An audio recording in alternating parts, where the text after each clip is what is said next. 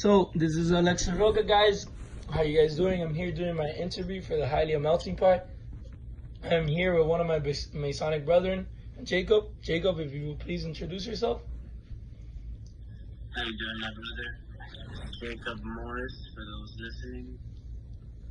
How you doing, Jacob? So where are you from? I was actually born in Miami, but around when I was 5 or 6, my family moved to Hialeah for work. Where was your childhood? I mostly grew up in Hialeah. When we moved from Miami, I was around 5 or 6, so I spent my whole life here. Oh, okay. Tell me about your parents. My father did a lot of steel work.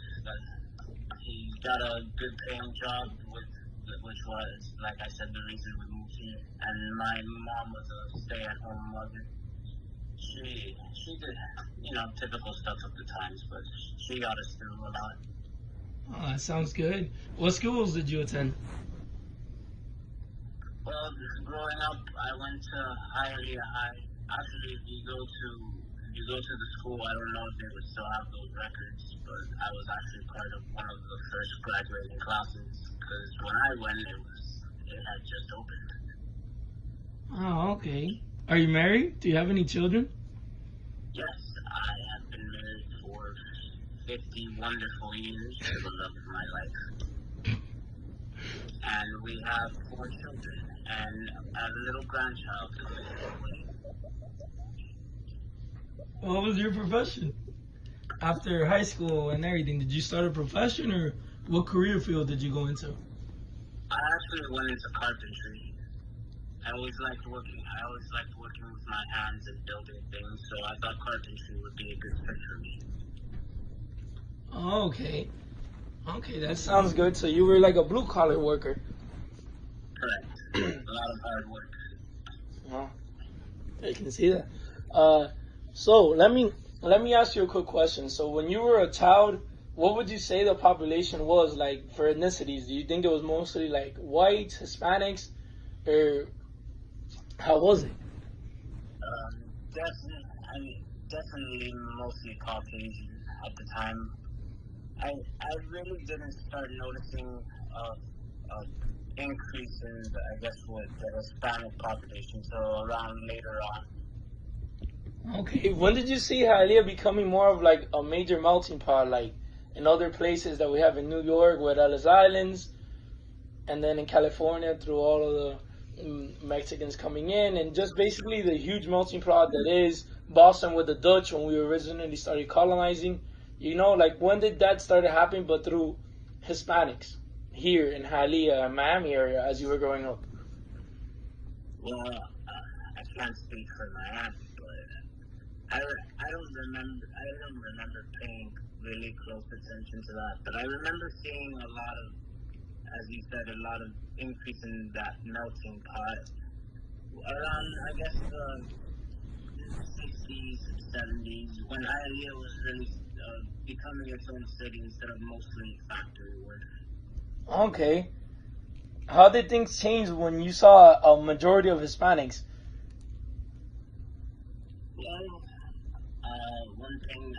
some of the things I noticed changing were restaurants were serving a lot more Hispanic food, and that's good. I started to I expanded my horizons in the culinary. Okay. What were your feelings on Hispanics coming in? Do you have any stories about any meetings with them or anything like that? Well, I remember when I was actually first starting in carpentry. One of my supervisor, he was Hispanic. He had just arrived around. He had already been working there for a couple of years, but he was still relatively new to the country. And he could defend himself in English, but there were some words he didn't understand. We actually got along really well. He would teach me some Hispanic phrases, and I would try to help him with his own. Okay. Did you see any like racism going on towards Hispanics? Did you see any hate or anything like that you can remember of? I mostly tried to avoid things like that, but I do remember even around school and just around the general area, it, like maybe not hate, but like people would people would try to avoid the Hispanics. It's one of those things that you just see happening in the times. Was your carpentry work affected because of immigration? Do you feel that they stole some jobs you could have gotten? Or do you feel like hard work was really the true sample and staple of American life? Well, I've always been very proud of my work and everything I had done until that point. I don't know if they were. I don't know about stealing jobs. I don't think that's right. But I would say that since they were willing to work for lower wages, it could have affected it. Yes. Okay. Hey, do you mind telling us the story of what happened to you on Lodge once? With the let me see if I can remind you, the Hispanic brothers that were trying to come in as you were accepting people to come in or not. Oh, okay, right. This was around, I would say around 30 years ago, maybe 40. That we had two brothers coming in. One was Hispanic and one was African American, and as they were walking in, you could already tell the other brothers showing sort of like a distrust about them. They didn't believe they were who they said they were, and it's one thing to maybe think those things, but to actually bring that type of way of thinking into Lodge was completely unacceptable.